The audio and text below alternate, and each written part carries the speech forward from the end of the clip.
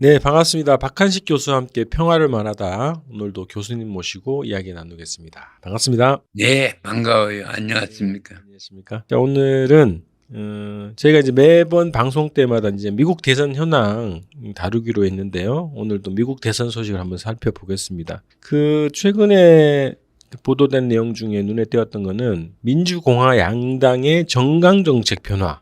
그 중에서 이제 한반도와 관련된 부분에 대해서 이야기 나눠보려고 하는데요. 미국이 주도하고 개입하고 있는 전쟁과 대선과의 이제 연관성, 요 주제도 한번 추가로 이야기 나눠보겠습니다. 자, 우선 네, 민주당 해리스 후보가 그 민주당의 공식 후보로 추대되는 과정에 있죠, 지금. 그 지지율에서 네. 트럼프를 앞서고 있다 보도가 있게 나왔습니다.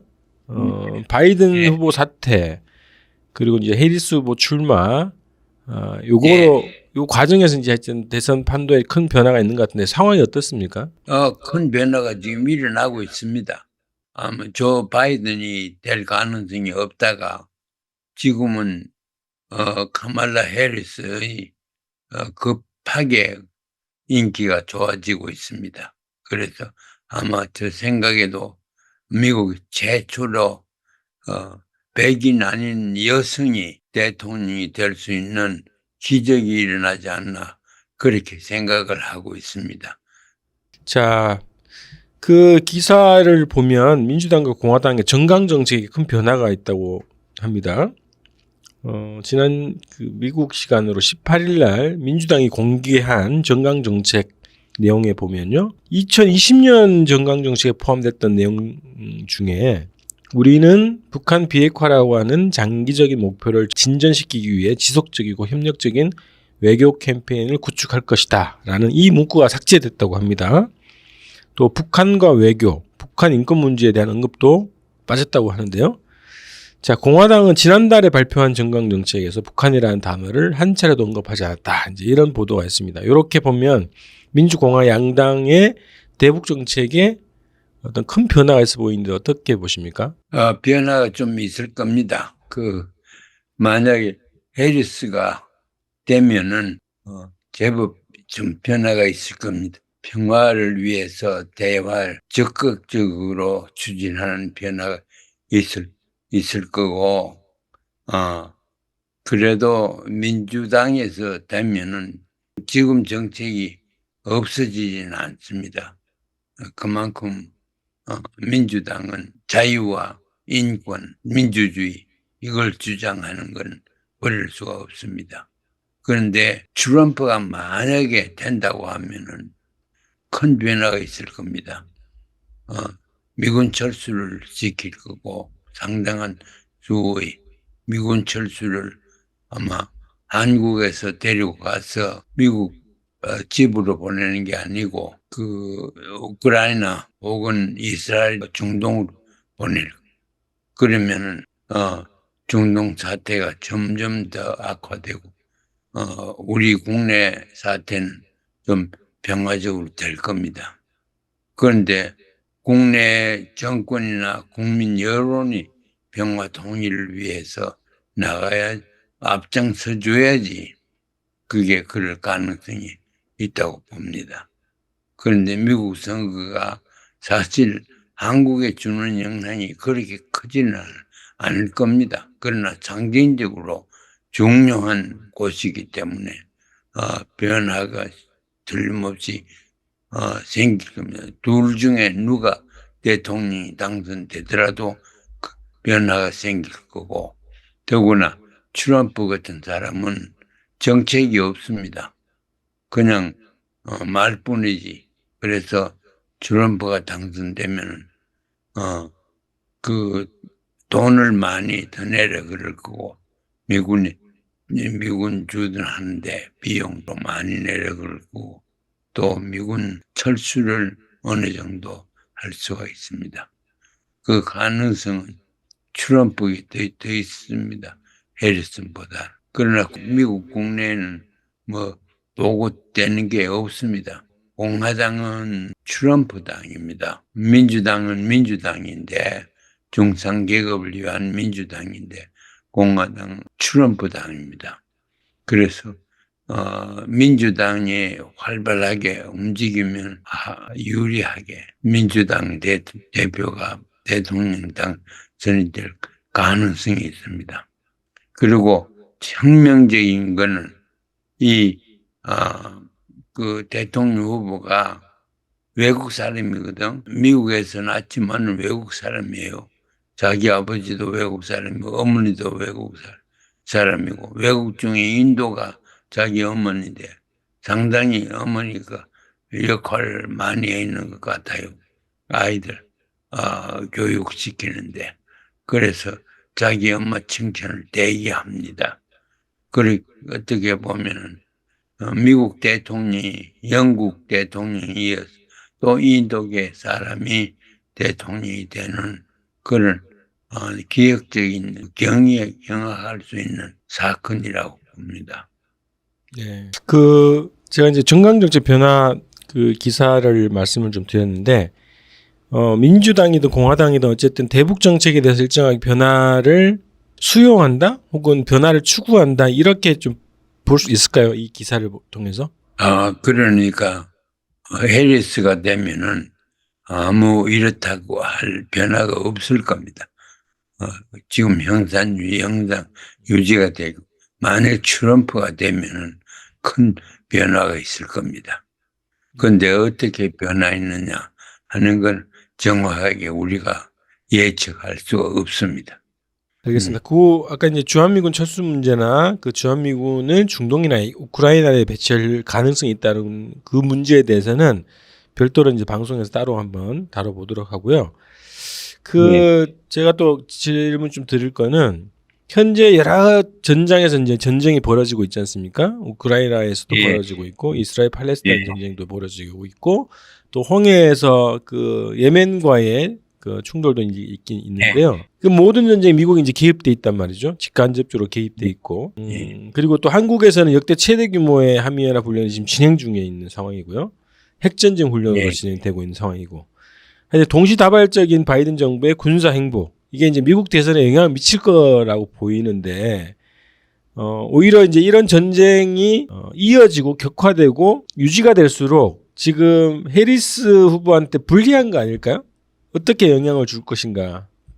그 해리스도 이 전쟁 문제에 대해서는 분명한 입장을 내지 않고 있습니다. 그러나 바이든이나 남자 대통령보다는 여자가 더 평화를 추구하는 사람이 가능하고, 평화를 추구한다는 것은 회의를 하고 회담을 하고, 그래서 그런 가능성을 우리가 북한 문제에서도 볼 수 있습니다. 직간접으로 북한과 대화를 할 수가 있습니다. 트럼프 대화라는 거는 지금 자기 혼자 그렇지 대화를 할 수 있는 내용 준비가 없습니다. 그래서 아마 해리스가 되는 것이 우리한테 좀 고무적이 아닐까 이런 생각이 갑니다.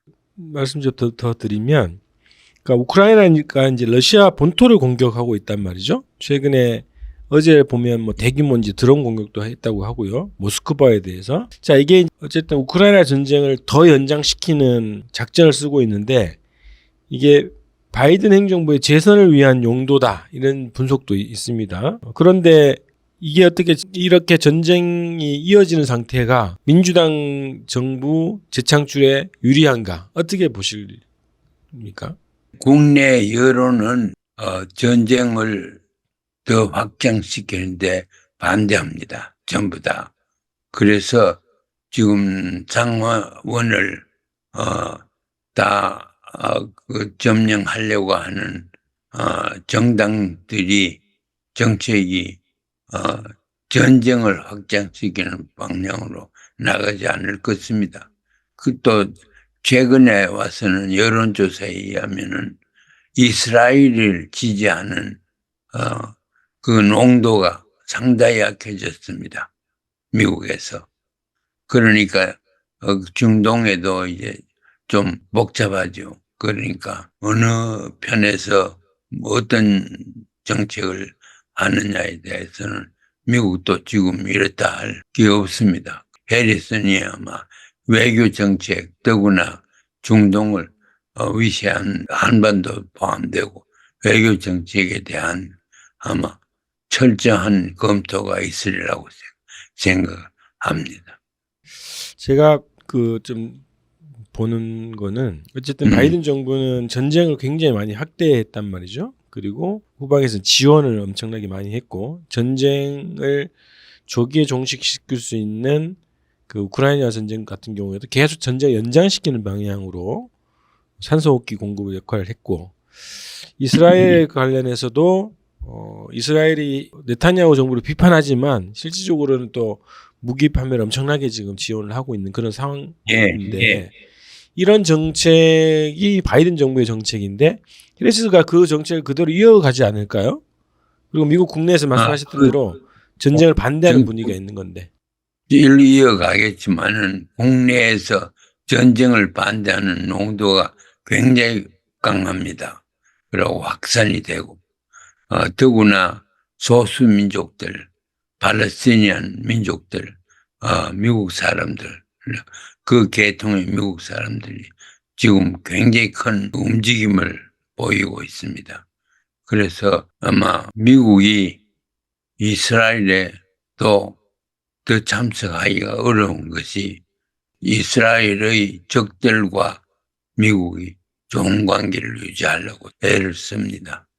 결국 미국의 외교정책을 움직이는 것은 제가 볼 때는 군산복합제예요. 군산복합제는 전쟁을 원하지. 그런데 민주주의다, 자유다 그런 평화적인 그 개념을 미국의 어느 정권이 나와도 무시할 수가 없습니다. 그래서 아마 또 민주당이 되든 공화당이 되든 중동의 전쟁은 확전되지 않으리라고 생각합니다. 따라서 한반도나 또 북한 문제도 평화적으로 해결하려고 하는 해라스가 되든가 트럼프가 되든가 간에 그렇게 될 겁니다. 그런데 그렇게 그걸 방향으로 평화의 방향으로 나가지 않는 것이 대한민국 현 정부입니다. 그게 걸림돌이 되겠죠. 국제적인 여건은 평화 동일로 나가는 것 같아요. 그들의 국내 사정으로 봐서 그렇게 움직이는 것 같은데 국제 사정은 그렇게 움직여도 한국 국내에서 그건 호전적이고 하니까 좀 검토해 보겠지만 그 한국 현 정부가 하는 것이 평화 통일을 위한 그런 건 절대 아닙니다. 그러나 미국의 선거에서는 여자 대통령이 되거나 되면 평화 통일의 방향으로 흐를 가능성이 많습니다. 네, 어쨌든 지금 현재 전개되는 전쟁이 휴전이나 종전의 방향을 잡아갈 것이다라고 어느 정부가 들어서든 간에 그렇게 보시는 거네요. 예. 네. 군산복합제가 그걸 반대를 하지만은 그러나 중산층 혹은 보통 인민들이 민주주의와 평화를 추구하는 그 농도가 굉장히 강합니다. 옛날하고는 많이 달라졌어요. 지금 미국 대선이 이 우크라이나 전쟁, 이스라엘 팔레스타인 전쟁과 같은 이 세계에서의 전쟁 그리고 한반도 문제 이 문제가 아주 중요한 쟁점이 될 것 같긴 합니다. 제가 보기에는. 예, 임명이 되면은 대통령으로 당선이 되면은 국제 정책을 먼저 내놔야죠. 국내에는 지금 많이 나가 있고 국제 정책에 대해서 큰 획도 못 그렸어요. 그래서 해리슨 같은 사람이 나가면은 우리 정부에서 평화를 사랑하는 사람들은 해리슨 정부와 관계를 돈독하게 하는 게 좋을 것 같습니다. 네. 자, 이렇게 해서 미국 대선 현황에 대해서 좀 살펴봤고요. 그 9월 달에 벌써 이제 예비 선거가 진행되더라고요. 그래서 이미 이제 미국 대선이 시작됐죠. 된 걸로 봐야 되겠고요. 9월 달에 벌써 사전 투표가 이제 진행되니까 또 긴박하게 돌아갈 것 같습니다. 그렇죠. 예, 그 국제 문제에 대한 미국 정책이 조만간 더욱더 뚜렷하게 나타날 겁니다. 그러니까 우리가 그런 걸 분명히 하고 이해해야 되리라고 봅니다. 네, 알겠습니다. 자, 오늘 미국 대선 현황 그리고 쟁점에 대해서 살펴봤습니다. 다음 방송에서 뵙겠습니다.